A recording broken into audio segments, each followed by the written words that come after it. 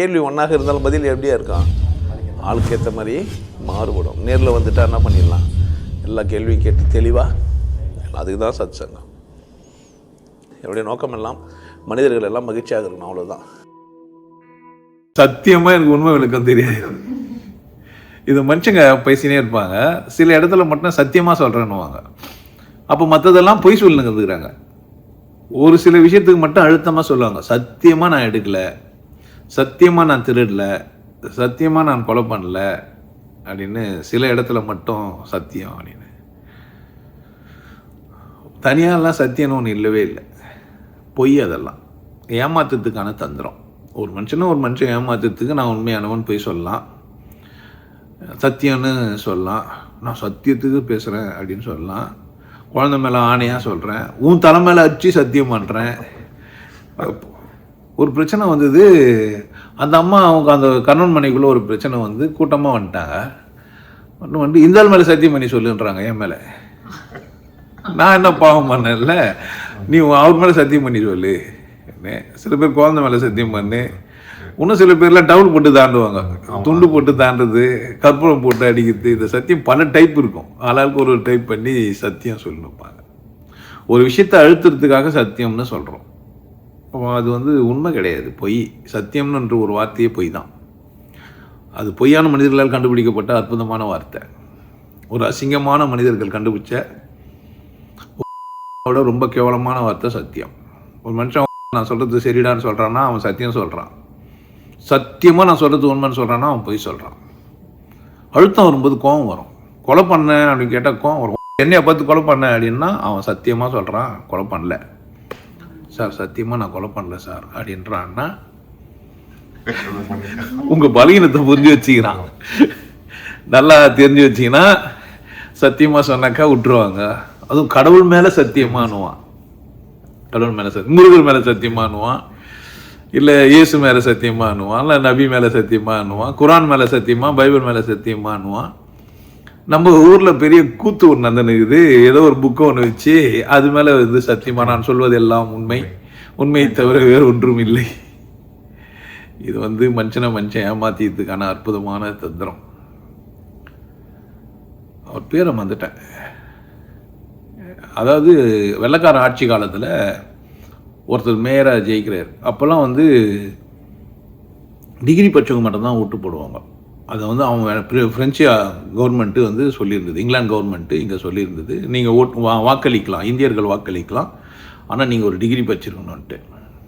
அப்படி வாக்களித்து ஜெயிச்சிட்டாரு. அங்கே பதவி பிரமாணம் பண்ணும்போது அந்த மத நூல் வச்சு அந்த மத நூல் சார்பாக சத்தியமான ஒன்று அவர் கடவுள் நம்பிக்கை இல்லாத ஒரு மனிதர், பேர் சாக்ரட்டிஸ்ன்னு ஏதோ பேர் வந்துட்டேன், நான் பேருங்களை வந்துட்டேன். அப்படி ஒரு மனிதர் வாழ்ந்துக்கிறார். அப்போது நீங்கள் எலெக்ஷனில் ஜெயிச்சது செல்லாதுன்ட்டுக்கிறாங்க. நான் அது மாதிரி சத்தியம் பண்ண மாட்டேன், மனசாட்சிக்கு விரோதம் இல்லாமல் இந்த ஆட்சியை நடத்துவேன், பொறுப்பாக இருப்பேன்னு அவர் சொன்னார். மனசாட்சிக்கு விரோதமாக அப்படின்னாரு. அவங்க அந்த புத்தகத்தை மேலே நீங்கள் சத்தியம் பண்ணலைன்னா செல்லாதுனாங்க. திரும்ப நின்று ஜெயிச்சிட்டார். ஒரு உண்மையான மனிதனுக்கு சத்தியம்ன்ற ஒரு வார்த்தை அசிங்கமான வார்த்தை, தேவையில்லை. உண்மை தானே பேசுகிறான், அதெல்லாம் சத்தியமாக அப்படி கிடையாது. அதனால் சத்தியன்ற வார்த்தையெல்லாம் நம்பாதீங்க. சத்தியம்னு ஒரு வார்த்தை சொல்கிறவங்கள நம்பாதீங்க, சத்தியம்னு சொல்லி சொல்லும் போதே நம்பாதீங்க. அது வந்து ரொம்ப அல்பத்தனமானது. ஒருத்தர் இருந்தார், இதெல்லாம் என்னோடய புக்கெல்லாம் படித்து பார்த்துட்டு என்னோடய வீடியோலாம் பார்த்துட்டு ஒரு சேனலே ஆரம்பித்து வீடியோவே போட்டார். நான் வந்து அங்கே சத்தியம்னு சொல்லுவேன், மனசுக்குள்ளே அசத்தியம், நான் சத்தியமாக அப்படின்னு சொல்லிடுவேன். சத்தியமாக ரகசியத்தை பாதுகாப்புன்னு அவங்ககிட்ட சத்தியமாக சொல்லுவேன், ஆனால் மனசுக்குள்ளே அப்படி சொல்ல மாட்டேனே. ஒரு வீடியோ போட்டு நான் வந்து எல்லா ரகசியத்தையும் உங்களுக்கு சொல்கிறேன், ஈஸியாக பாருங்கன்னு சொல்லி ஒரு சேனலே போட்டார். இந்த பயிற்சி 5 பயிற்சி செஞ்சிங்கன்னா 50,000 ரூபாய் பயிற்சி இலவசம்னு தலை போட்டு இதெல்லாம் ஒரு வீடியோலாம் போட்டார் ஒருத்தர். மாதிரி அதெல்லாம் சும்மா பேச்சு. நீங்கள் பொய்யானவராக இருந்தால் கடவுள் உங்களுக்கு தண்டனை கொடுப்பார். உங்கள் செயலுக்கான விளைவுகள் கட்டாயமாக உண்டு. நீங்கள் அந்தரங்கமாக செஞ்சாலும் சரி, தனியாக இருந்தாலும் சரி, கடவுளுக்கு தெரியும். நீங்கள் செய்கிற செயல் உங்களுக்கு தெரியும், கடவுளுக்கு தெரியுதோ இல்லையோ உங்களுக்கு தெரியும். அது நான் உங்களுக்கு வந்து தப்பே இல்லைன்ற, நான் வாழ்க்கையில் நீங்கள் உங்கள் தேவை நிமித்தமாக எதை செஞ்சாலுமே தப்பு இல்லைன்ற. நான் அவன் மன்னத்துக்கு சத்தியமாக திருப்தி பற்றணும் அந்த ஆளை, இல்லை அந்த பொம்பளையே அந்த ஆம்பளைனா நான் திருப்தி பற்றணும். சத்தியமாக நான் குடிக்கவே இல்லைடி, அவன் குடிச்சிருந்தாங்க உட்காந்துருந்தேன். அப்படி இல்லைன்னா சும்மா ஒரு 30 ml ஊற்றி ஊற்றானுங்க, இல்லை உதட்டில் மட்டும்தான் தடவினுக்கிறேன், சத்தியமாக நாளிலிருந்து குடிக்க மாட்டேன், நாளை முதல் குடிக்க மாட்டேன், சத்தியமடி தங்கம்னு ஒரு பாட்டெல்லாம் வரும். அது சத்தியம் மாதிரி ஒரு அசிங்கமான, ஒரு கேவலமான, ஒரு மட்டமான ஒரு இது வல்கர் வேர்ட்ஸில் அதெல்லாம் போடலாம். நான் பார்லிமெண்ட் வேர்ட்ஸில் சத்தியத்தை போடணும். தேவையில்லாமல் போட்டு வச்சுக்கிறீங்க. அதெல்லாம் அழகான வாழை ஒத்திசை கொள்றதுக்காக, அம்மா இல்லையா அப்படின்னு கேட்கறதுக்காக, நம்ம எல்லாம் ஒரு தாய் வயிற்றுலேருந்து பிறந்தவங்கன்னு சொல்கிறதுக்காக சொல்லப்பட்ட வார்த்தை. அதெல்லாம் அசிங்கப்படுத்திட்டீங்க. அசிங்கமான வார்த்தையெல்லாம் உயர்வான இடத்துல எடுத்து வச்சுக்கிறீங்க. சத்தியமாக நான் யாருக்கும் தீங்கு செய்ய மாட்டேன். நான் தீங்கு செய்ய மாட்டேன். அவமானா அதெல்லாம் சத்தியம். எனக்கு தீங்கு செய்ய தெரியாது. வானா அவமானதுக்கு நான் சத்தியமாக தீங்கு செய்ய மாட்டேன்னு. நான் உனக்கு துரோகம் இழக்க மாட்டேன். ஏன் துரோகம் இழக்க மாட்டேன், அவ்வளோதான். அதெல்லாம் சத்தியம். நேர்மையாக வாழ்றவங்க சத்தியம் ஒரு வார்த்தையே அது தேவையில்லையே. பட் பழக்க தோஷத்தில் சத்தியம் சொன்னீங்கன்னா தப்பு கிடையாது. சில பேர் பழக்கம், நானே கூட இருக்கிறேன் சத்தியமாக சொல்கிறேங்க அப்படின்றேன்னா அது சும்மா பழக்கத்தில் சொல்கிறது. அதெல்லாம் அதுக்கெல்லாம் சத்தியத்துக்கெல்லாம், அந்த சத்தியத்துக்கெல்லாம் ஒரு வேல்யூமே கிடையாது. அதான் சும்மா பேச்சு. எனக்கு தெரியும் இல்லை நான் என்ன பண்ணுறேன்ட்டு. அது மாதிரி ஒவ்வொருத்தருக்குமே தெரியும். நீங்கள் சத்தியன்ற வார்த்தையெல்லாம் வச்சுக்கூடாது இறைவனிடத்தில். உங்களுக்கு நேர்மையாக இருக்க வேண்டியது உங்கள் வேலை. கட்டாயமாக நீங்கள் நல்ல வேஷம்லாம் போட்டுன்னு வச்சிங்கன்னா கட்டாயம் உங்களுக்கு தண்டனை உண்டு. எது உண்மையாக அதை சொல்லிட்டு போங்க. இல்லை ரகசியம்னா இது நான் சொல்ல மறுக்கிறேன்னே சொல்லுங்கள். இது உங்களுக்கு தேவையில்லைன்னே சொல்லுங்கள். இந்த விஷயத்தை நீங்கள் கேட்காதீங்கன்னே சொல்லுங்கள். இதை பற்றி பேசாதீங்கன்னே சொல்லுங்கள். நிறைய பேர் அந்த விஷயத்தை பேசாமல் இருக்கிறது நல்லது தானே. சில தேவையில்லாத விஷயங்களெல்லாம் பேசாதீங்க. கணவனோ அல்லது மனைவியோ, நீ வேறு யாருன்னா பார்க்குறியா, உனக்கு வேறு எதனா அப்போ இருக்குதானே ஏன் கேட்குறீங்க? அவன் உடனே சத்தியமாக தான் சொல்லுவான். கேட்டால் தானே அது பக்கமே போகாதீங்கன்றேன் நான். அங்கே தான் உங்களுக்கு ஆபத்தே. எது அசிங்கமாக அந்த பக்கம் போகாதீங்க.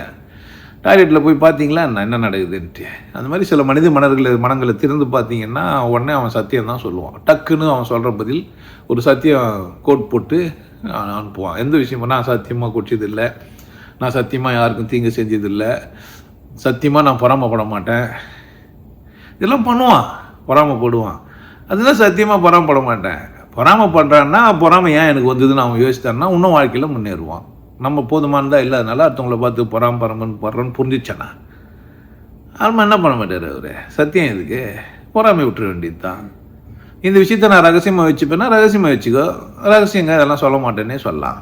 அது மாதிரி சத்தியம் தேவையில்லாத ஒரு வார்த்தை. ஆனால் நடைமுறையில் எல்லாரும் அது சாத்தியப்படாது. அந்த வார்த்தையை எடுக்கிறது பழகிட்டோம். நம்ம சத்தியன்ற ஒரு வார்த்தையை கூட ரொம்ப பேர் எல்லாருமே, நான் கூட நிறைய இடத்துல சத்தியம் அப்படிலாம் சும்மா நான் சொல்லுவேன். ஆனால் சும்மா சொல்லுவேன் தான். நான் பேசுறது நிறைய இடத்துல சும்மா தான் பேசினுக்கிறேன். நீ கூட பாருங்கள், வாரம்னா சாத்தியமாக உட்காந்து பேசுறது ஒரு வேலை, ஏதோ ஒரு வேலை. இப்போ பாருங்கள் லைவ் எல்லாம் போட்டு வர பேசினுக்கிறேன். சத்தியமாக எல்லாம் பார்க்கணும், சத்தியமாக எல்லாம் தெரிஞ்சுக்கணும், சத்தியமாக எல்லாம் கடவுளை உணர்ந்துடணும்னு பேசுகிறேன்னு சொன்னால் நல்லாவா இருக்கான்? அதானே சத்தியம். அப்புறமா அது என்ன, அது சத்தியம்னு ஒரு வார்த்தை வர போடணும். அது உங்களுக்கே புரியும் தானே. சத்தியம் என்பது பேசுறதில்ல, புரியும்.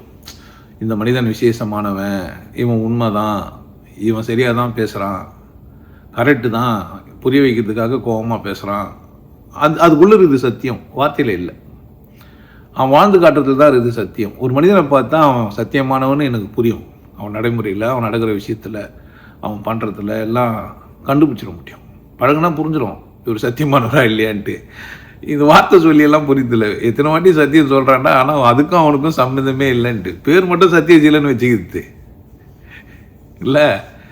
சத்தியசீலனா நீங்கள் வாழ முடியும், சத்தியமாக வாழ முடியும், உண்மையாக வாழ முடியும்.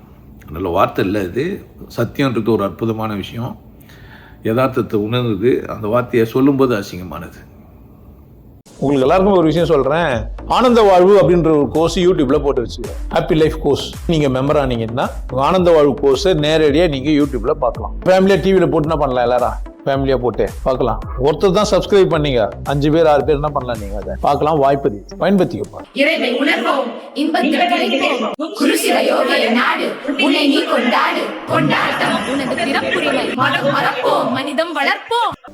நல்லா இருங்க, சிறப்பாக இருங்க, கொண்டாட்டமாக இருங்க. உங்களை நீங்கள் மதிப்பு மிகுந்தவராக மாற்றுறது உங்கள் கையில் தான் இருக்குது.